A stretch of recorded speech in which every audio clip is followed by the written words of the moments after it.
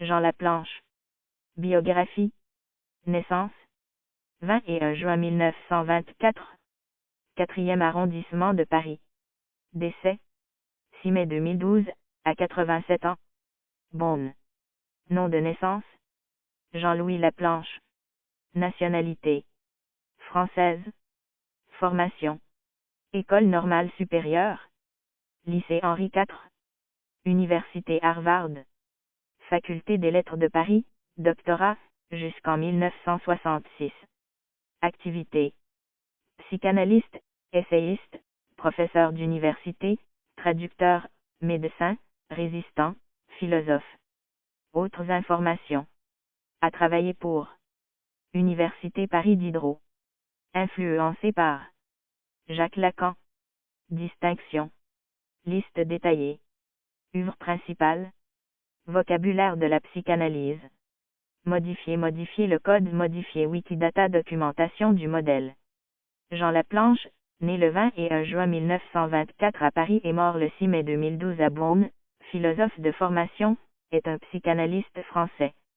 À la suite du retour à Freud de Jacques Lacan, dans les années 1950, les travaux de Jean Laplanche commencent par une confrontation avec le Lacan structuraliste de la métaphore du nom du père et de l'inconscient structuré comme un langage, vis-à-vis duquel Laplanche adopte une position critique dès 1960, au colloque de Bonneval sur l'inconscient.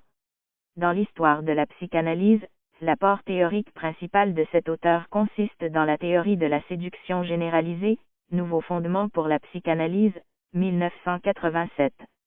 Le vocabulaire de la psychanalyse, édité en 1967 par Jean Laplanche et J.B. Pontaly, reste l'un des principaux ouvrages de référence en psychanalyse. Jean Laplanche s'est consacré à l'enseignement de la psychanalyse à l'université, en l'amenant, en tant que professeur à l'université Paris Diderot, au niveau de la recherche. Ses cours sont rassemblés dans les 7 ouvrages des problématiques. Outre ses activités éditoriales aux presses universitaires de France et son engagement dans l'institution psychanalytique française et internationale, Jean Laplanche fut le traducteur au long cours de nombreux textes de Freud, ainsi que le directeur scientifique de la traduction française des œuvres complètes de Freud / psychanalyse, OCFP, au PUF. Biographie. Jean Laplanche, né le 21 juin 1924, est d'ascendance vigneronne, la Bourgogne du côté paternel, et la Champagne du côté maternel. Études. ENS Ulm, Paris. Après ses études primaires et secondaires accomplies au collège Monge à Beaune, Côte d'Or, et une formation scientifique, il s'oriente vers la philosophie et prépare son admission à l'école normale supérieure au lycée Henri IV à Paris. Jean-Bertrand Pontaly témoigne, « J'ai connu Jean Laplanche en 1941. À cette époque, le jeune Laplanche venait de finir ses études au lycée de Beaune et se lançait à la conquête de Normal Sup, confie-t-il. Je me souviens qu'il n'avait pas étudié le grec pendant le secondaire. Il a rattrapé le niveau en à peine 3 mois premièrement. Admis à l'ENS en de 1944 à 1945, il y suit les cours de Jean Ripalait, Gaston Bachelard ou encore Maurice Merleau-Ponty. Pendant l'année de 1946 à 1947, il étudie à l'université Harvard et rencontre Rudolf Loewenstein. En 1950, il obtient l'agrégation de philosophie 2 et se marie avec Nadine Guillot. Il est docteur d'État ès lettres et sciences humaines en 1970. Premier engagement. Numéro de la revue Socialisme ou Barbarie. Engagé dès l'adolescence dans l'action catholique, il participe activement à la résistance, à Paris et en Bourgogne, de 1943 à 1944, troisièmement. Depuis la Libération, il est actif dans le mouvement des extrêmes gauches anti-staliniens. Il est l'un des fondateurs, avec Cornelius Castoriadis et Claude Lefort, du groupe et de la revue Socialisme ou Barbarie, 1948. Château de Pommard et Clos Château de Pommard. Viticulture. En 1966, il prend la direction avec sa femme Nadine du domaine familial du château de Pommard quatrièmement. Jusqu'en 2003, année où il cède le domaine, il exploite ses 20 hectares de vignes 5, vinifiant lui-même son vin premièrement. Il partage alors son existence entre la Bourgogne et Paris, passant régulièrement une partie de l'été en Grèce à Samo sixièmement. En 2000, Il apparaît dans le film Les glaneurs et la glaneuse d'Agnès Varda. Celle-ci l'a rencontré pour l'interroger sur la question du glénidge. En 2002, elle retourne le voir et approfondit l'entretien pour son film Les glaneurs et la glaneuse 2 ans après. Psychanalyse. Formation du psychanalyste. Il a commencé en 1947 une cure psychanalytique avec Jacques Lacan. Sur le conseil de ce dernier, il entreprend alors une formation médicale comme préalable à la formation analytique. Il est interne des hôpitaux psychiatriques et soutient sa thèse de médecine en 1959, thèse qui sera publiée en 1961 sous le titre « Hölderlin et la question du père ». Année 1960. À l'automne 1960 a lieu le colloque de Bonneval où il présente avec Serge Leclerc le rapport « L'inconscient, une étude psychanalytique septièmement ». En 1961, écrit Alain de Mijola dans La France et Freud, de 1954 à 1964, 2012, Jean Laplanche fait paraître aux presses universitaires de France une étude qui va longtemps servir d'exemple de psychanalyse appliquée. Sous le titre de Hölderlin et la question du père, c'est une présentation de sa thèse de médecine, soutenue en 1959. Elle constitue une étude sur la psychose, inspirée par les théories de Jacques Lacan et, autour de la forclusion du nom du père, évoque une pathologie de l'absence qui fait défaut chez la mère à propos du père et du fils dont le souvenir est également effacé 8. À partir de 1962, Laplanche enseigne à la Sorbonne à l'invitation de Daniel Lagache. Il rompt bientôt avec Lacan et devient en 1964 un des membres fondateurs de l'Association psychanalytique de France. En 1967, il publie avec J.B. Pontali, sous la direction de Daniel Lagache, Le vocabulaire de la psychanalyse, ouvrage de référence, dont la diffusion est internationale, traduit en plus de 15 langues, relève Dominique Scarfoeon en 1974. Enseignement, recherche, traduction. Il est professeur titulaire à l'Université Paris 7 de 1970 à 1993, où il introduit un enseignement de la psychanalyse au niveau de la recherche, DEA et doctorat de psychanalyse créé en 1976 et 1980. Laplanche dirige au PUF, la bibliothèque de psychanalyse, 1973, la collection Voix nouvelles en psychanalyse, 1979, qui rassemble des premiers travaux de chercheurs d'origine universitaire, et la revue Psychanalyse à l'université, de 1975 à 1994. Équipe éditoriale des OCFP, chez Jean Laplanche. À partir de 1983, il réunit une équipe de traduction, dont il est le directeur scientifique, composée d'André Bourguignon, Pierre Cotet, François Robert, Alain Rosy et Janine Altounian, dans la perspective de publier dans cette même maison d'édition, les œuvres complètes de Freud / Psychanalyse, OCFP. Le premier volume, numéroté 13 paraît en 1989. Après la parution en 2014 du volume 7905 Le trait d'esprit et sa relation à l'inconscient, restait à paraître le volume 1 de 1886 à 1893 premier texte et le volume 20 et un glossaire et index. Également paru en 1989, l'ouvrage collectif de Jean Laplanche, André Bourguignon et Pierre Cotet, intitulé Traduire Freud 9 explicite les orientations scientifiques et techniques de l'équipe de traduction. Dans la même optique, Janine Altounian a publié en 2003 l'écriture de Freud 10e. Le 20e et dernier volume de texte, numéroté 1, paraîtra en octobre 2015, la publication d'un volume d'index, 21, étant prévue à une date ultérieure. La cérémonie d'achèvement de la traduction des OCFP a eu lieu à Paris le 4 novembre 2015.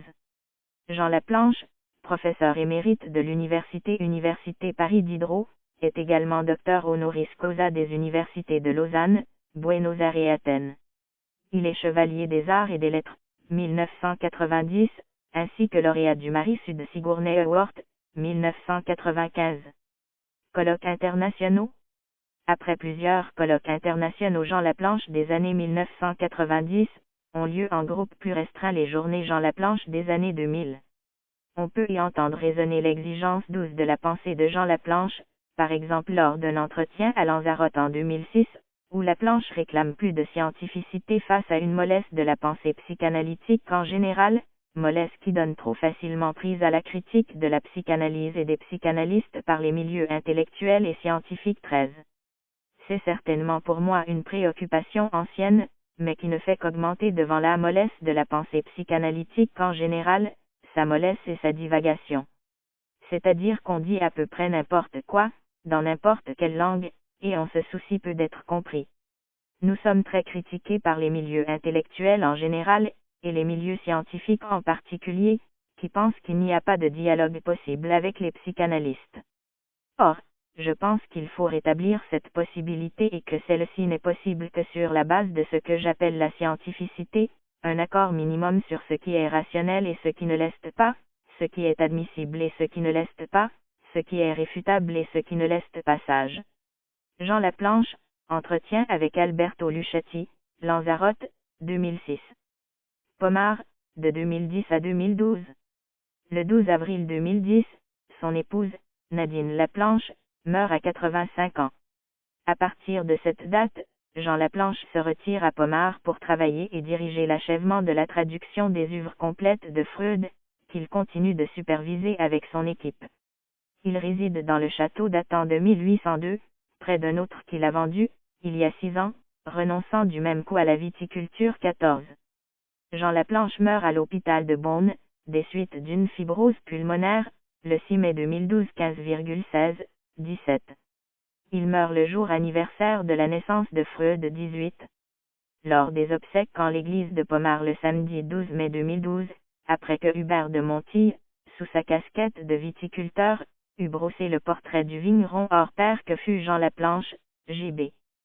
Pontaly, son ami de jeunesse et co-auteur du vocabulaire de la psychanalyse, rend hommage aux disparus. Premièrement, la Fondation Jean Laplanche, frontispice de l'Institut de France.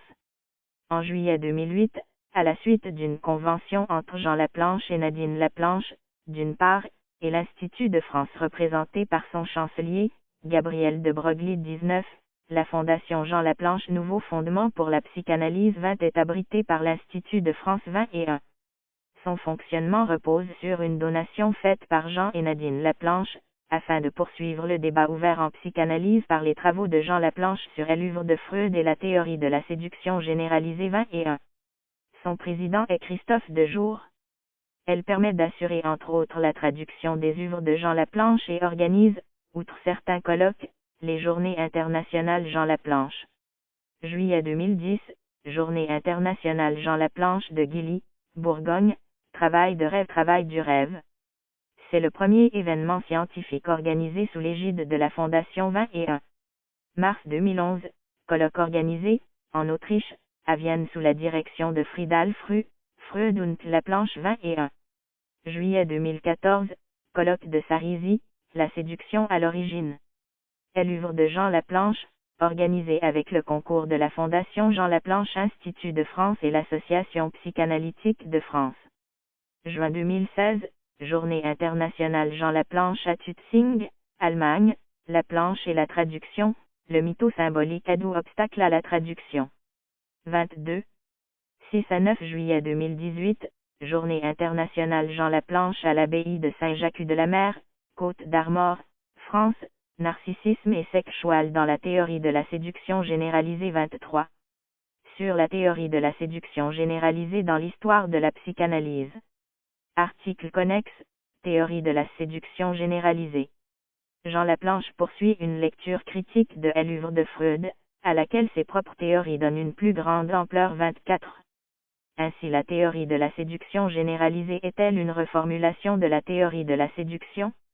Il poursuit de même un dialogue, implicite celui-ci, avec Jacques Lacan, dont il reprend le terme de signifiant, avec le concept de signifiant énigmatique qu'il reformulera plus tard en message compromis, c'est-à-dire infiltré par l'inconscient sexuel des parents. 24.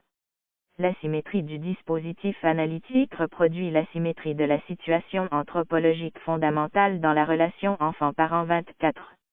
Au cours d'une journée scientifique d'avril 2004 sur l'œuvre de Jean Laplanche, Patrick Guiomard mettait le doigt sur un dialogue permanent avec Lacan qui subsistait selon lui dans la pensée de Laplanche, en dépit de la critique opérée par celui-ci de la fameuse formule lacanienne l'inconscient est le discours de l'autre. Guiomard interrogeait, Faut-il s'en étonner pour une pensée qui n'a pu se déployer, traduire et commenter l'œuvre de Freud sans croiser la lecture lacanienne. Emblématiquement nommé Retour à Freud. 25. De Revolutionibus de Copernic, la première blessure narcissique de l'humanité selon Freud. Toutefois, la référence à Ferenczi, régulièrement convoqué par Laplanche comme témoin et précurseur de la révolution copernicienne inachevée, n'était pas de mise chez Lacan qui, en 1958, tourna le dos, furieux, à Vladimir Grenov-26 lors de l'exposé de ce dernier sur la confusion des langues remises au rang des enfantillages. Pour Lacan, le retour à Freud n'est pas un retour à des enfantillages. 27. Laplanche, dans sa réponse à Guiomard, tout en marquant sa différence entre le grand outre de Lacan et l'autre de la théorie de la séduction généralisée de Laplanche, insista dans le débat sur l'ignorance volontaire par Lacan de la première théorie de la séduction de Freud. Si Lacan a ignoré avec mépris le texte de Ferenczi, il a aussi ignoré la théorie de la séduction de Freud de A à Z. 28. Uvre. Hölderlin et la question du père, Paris, PUF, 1961, deuxième édition, 1969, Reid. Poche, Paris, PUF, 1984, collection. Quadrige, ISBN 2 à 13-038 314 à 9. Avec Serge Leclerc. L'inconscient, une étude psychanalytique, colloque de Bonneval, automne 1960, INJ Laplanche, problématique 4. L'inconscient et le ça. Paris, PUF, 1981, page 261 à 321. Et Jean-Bertrand Pontaly, Fantasme des origines. Origine du fantasme 1964, Paris, Hachette, 1985, collection. Texte du XXe siècle, Reid Poche, Paris, Hachette, 2002, collection.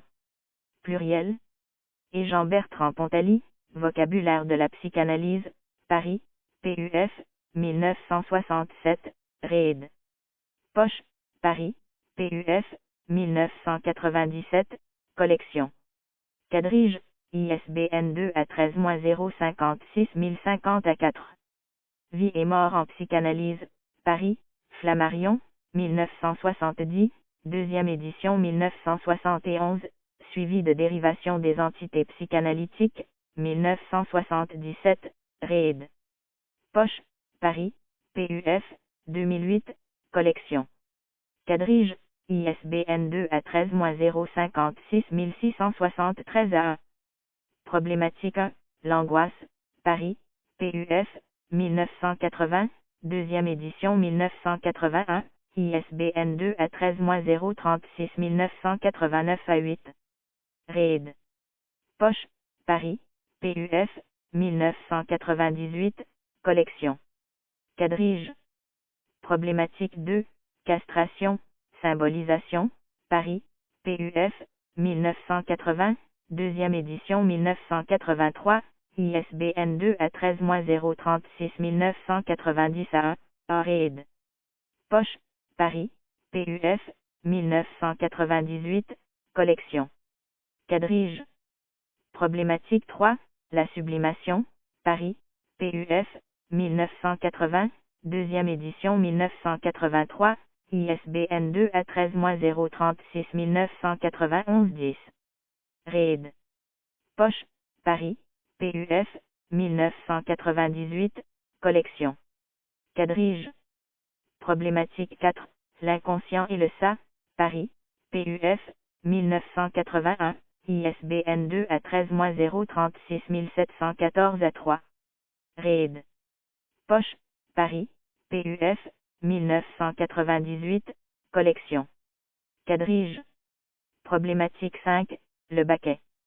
Transcendance du transfert, Paris, PUF, 1987, ISBN 2 à 13-040 026 à 4, Reid. Poche, Paris, PUF, 1998, collection. Quadrige.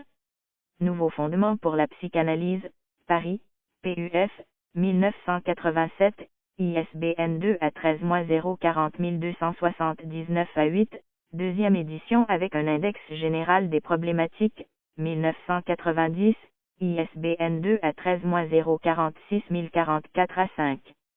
Reed Poche, Paris, PUF, 2008, collection. Quadrige. Traduire Freud, en collection avec à Bourguignon, page Cotet F. Robert. Paris, PUF, 1989, ISBN 2 à 13-042 342 à 6. La révolution copernicienne inachevée, travaux de 1967 à 1992, Paris, Aubier 1992, ISBN 2 à 7007-2166 à 7. Réédition, Le primat de l'autre en psychanalyse, Paris, Flammarion, 1997, ISBN 2 août 2008 1390 à 0, Réed. Poche sous le titre La révolution copernicienne inachevée, Paris, PUF, 2008, collection. Quadrige.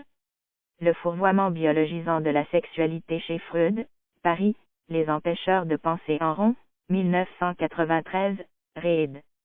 Augmenté sous le titre La sexualité humaine, biologisme et biologie, Paris, Saint-Élabo, 1999, collection. Déjà classique. Problématique 7, le fourvoiement biologisant de la sexualité chez Freud suivi de biologisme et biologie, Paris, PUF, 2006, ISBN 2 à 13-055 518 à 7. Entre séduction et inspiration, l'homme, Paris, PUF, 1999, ISBN 2 à 13-049 994 à 5. Problématique 6, l'après-coup Lana-Straglicate dans l'après-coup, de 1990 à 1991, Paris, PUF, 2006, ISBN 213 055 519 5e. Sexual. La sexualité élargie au sens freudien. De 2000 à 2006, Paris, PUF, 2007, ISBN 978 à 2-13 à 05 53 76-2.